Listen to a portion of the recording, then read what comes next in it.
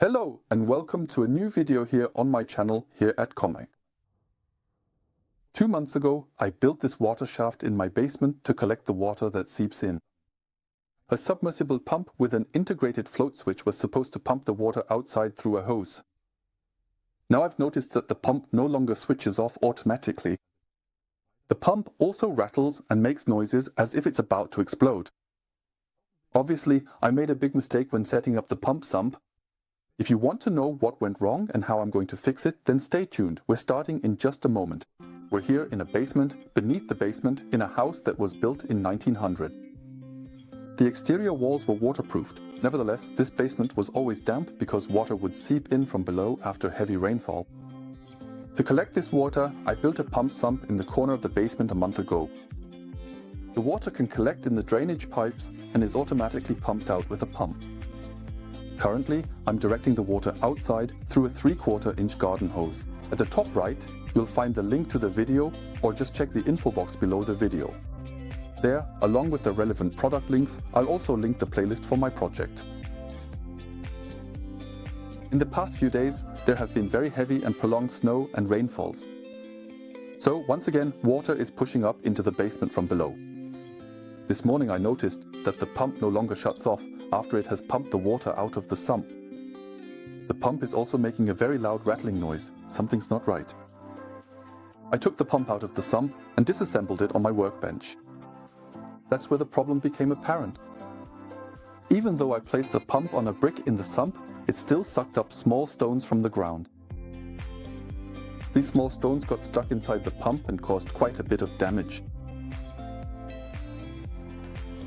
The pump draws in water from below through this area. The small stones then got lodged on the sides under the impeller.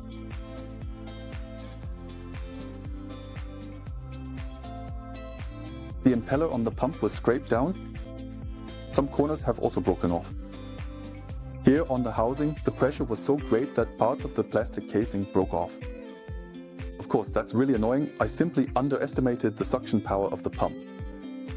Even though the pump was 10 centimeters above the ground, the suction was so strong that it still drew in the small stones. If you want to recreate this project, make sure to install a filter between the pump and the ground, or place the pump more than 10 centimeters above the ground.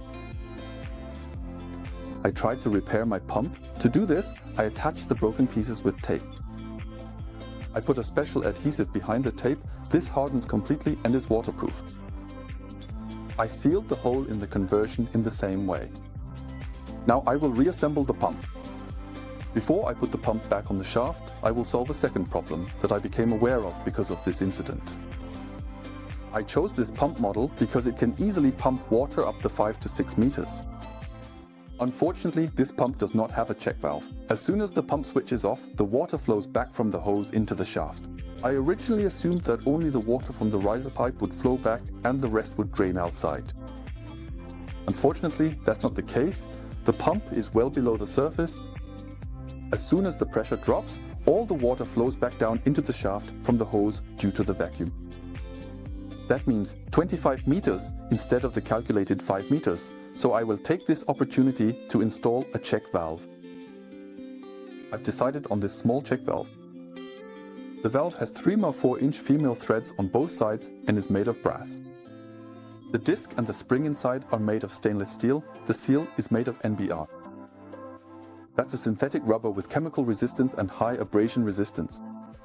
So this valve should last a long time. To be able to screw on the adapter for the garden hose, I also need a double nipple with 3 to 4-inch male threads on both sides.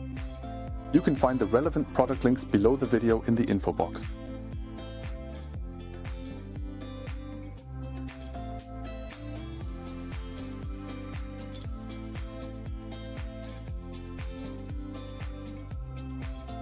Now that I've reassembled the pump, the good piece goes back into the shaft.